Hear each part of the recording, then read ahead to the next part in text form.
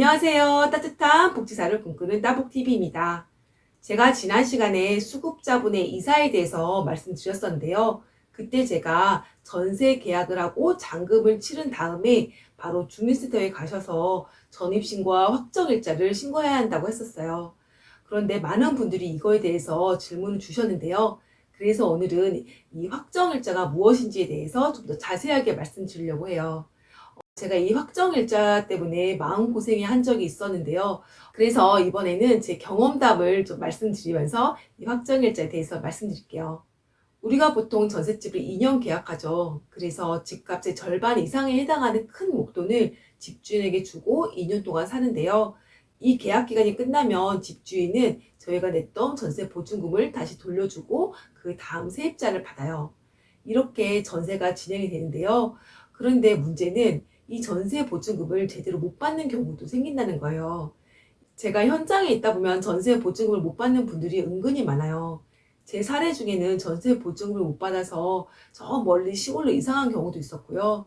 저 또한 수천만 원을 날릴 뻔한 적이 있었어요. 그 전세 보증금이 내 전 재산이었고 그것도 제가 대출해서 겨우 마련한 곳인데 이게 다 날라간다고 하니까 정말 밤에 잠도 안 오고 우울증까지 걸리겠더라고요. 그럼 이런 일이 왜 생기는 거냐? 집주인이 돈이 없기 때문에 생겨요. 집주인이 내가 사는 전셋집을 담보로 은행에 대출을 했는데 집주인의 상황이 안 좋아져서 이 돈을 못 갚는다고 해볼게요.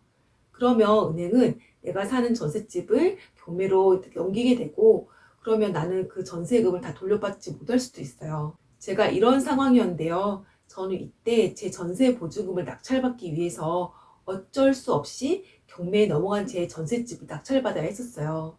제 전세 보증금과 집주인의 대출 금액의 합이 매매 금액의 70% 이하여야지 손해가 나지 않은데 저는 70% 이상이었어서 손해가 났거든요.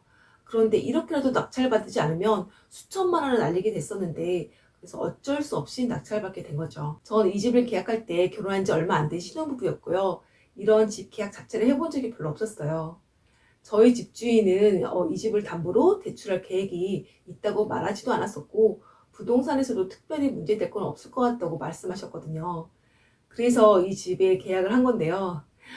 그런데 이 집주인이 저희와 계약하고 바로 은행에 가서 저희 전셋집을 담보로 대출을 하셨던 거예요. 나중에 한 사실이었는데요. 저희 집주인은 저희와 전세 계약을 할 때 저희 집을 담보로 대출을 하려고 작정하셨던 분이었어요.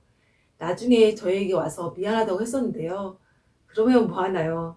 이미 저희 부부에게 금전적, 정신적 피해가 엄청 컸었는데요. 그런데 이런 상황을 피할 수 있는 게 전입신고와 확정일자예요. 확정일자는 임대계약서상의 계약기간을 법적으로 확정시켜준다는 것인데요. 잔금 치르기 전에 등기부 등본을 한 번 더 떼서 집주인이 그 사이에 집을 담보로 대출한 것이 있는지 확인해야 해요. 만약 대출한 것이 있으면 이 집이 경매에 넘어갔을 때 은행에서 경매금을 먼저 가져가거든요. 은행에 돈을 주고 남은 금액이 없으면 나는 전세금을 돌려받지 못하고요. 그런데 내가 집주인이 대출한 것보다 먼저 전입신고를 하고 확정일자를 받으면 내 전셋집이 경매에 넘어가도 내 보증금을 경매 대금에서 우선적으로 받을 수 있어요. 그래서 전셋집에 대한 잔금을 치르자마자 주민센터에 신분증과 임대차 계약서를 가지고 전입신고와 또 확정일자를 받으셔야 돼요. 이거 하는데 돈도 안 들고 시간도 별로 안 걸리거든요. 그러니까 꼭 하시길 바랄게요. 또 전세 계약 기간 중에 집주인이 바뀌었다고 해서 확정일자를 다시 받을 필요는 없고 또 전세 기간을 다 살고 더 살고 싶은데 보증금이 증액된 경우 있잖아요. 이런 경우에는 기존 임대차 계약서에 보증이 얼마로 올라갔다라고 이렇게 쓰시고 거기에 집주인과 전세입자 그 사인을 각각 하시고 그 상태로 확정일자를 받으시면 돼요. 그런데 문제는 집주인이 잔금을 치는 당일날 대출한 경우에요. 제가 잔금을 치르고 바로 동사무소에 가서 확정일자를 받았다고 해도 그 효력은 그 다음날부터 발생을 하거든요. 그런데 은행은 경매 대출을 해주는 그 시점부터 효력이 발생하거든요. 그래서 경매 대금을 받았을 때 은행이 저보다 경매 대금을 먼저 받을 수 있는 선순위예요. 그래서 저 같은 경우에는 제가 경매장에 가서 제 전셋집을 낙찰받은 다음에 제 집주인이 갚지 못한 은행 대출금을 은행에 대신 갚아줬는데요. 전 제가 사고 싶지도 않은 집을 경매장에까지 가서 사야 한다는 게 너무너무 분하고 억울했던 것 같아요. 지금도 그때를 생각하면 막 울컥울컥 할 때가 많은데요.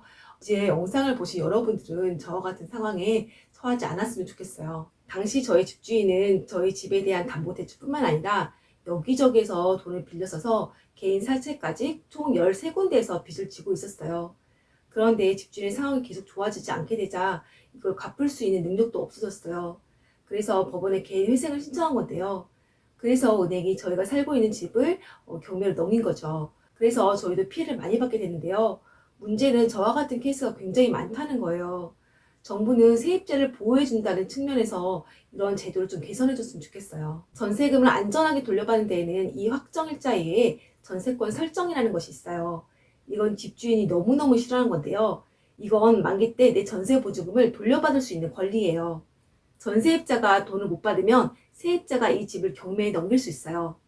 집주인 입장에서는 이게 부담스러우니까 집주인이 안 해주는 거예요.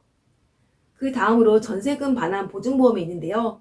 전세 만기가 돼서 보증금을 돌려받아야 되는데 집주인의 상황 때문에 못 돌려받으면 보증기관이 전세 보증금을 나에게 주고 보증기관은 나중에 집주인에게 보증금을 돌려받는 제도예요. 이건 주택도시보증공사 허그와 SGI 서울보증 두 곳에 가입할 수 있는데요. 임대차 계약을 하고 최대 1년이 넘어가기 전에 가입할 수 있어요. 전세임대주택에 살고 있는 분들은 공사에서 이미 이게 다 들어가 있어서 따로 가입하지 않아도 돼요. 요즘 부동산 값이 계속 오르다 보니까 많은 사람들이 있는 돈 없는 돈 다 끌어다가 연끌로 전세 껴서 집을 사는데요. 이러한 상황에서 세입자가 나가야 한다면 그 다음 세입자가 있지 않은 한 그 돈을 마련할 수 있는 집주인이 별로 없어요. 또 집값이 떨어져서 기존 전세금이 집값보다 비싸버리게 되면 전세 기간이 끝났을 때 집주인이 세입자에게 돌려줄 수 있는 돈이 모자랄 수도 있고요. 나는 지금 당장 나가야 하는데 전세금을 못 받으면 너무나도 힘들겠죠. 그렇다고 소송을 걸자니 돈과 시간이 너무 많이 들고요. 이것에 대한 세입자의 피해가 너무나도 큰데 정부에서 이 점은 좀 개선해줬으면 좋겠어요. 오늘은 제가 전세 보증금을 안전하게 받는 방법에 대해서 말씀드렸어요. 여러분들은 저와 같은 피해를 받지 않기를 바랄게요. 그럼 오늘은 여기까지 하고 다음 시간에 또 뵙는 걸로 할게요. 남은 하루도 좋은 하루 보내세요.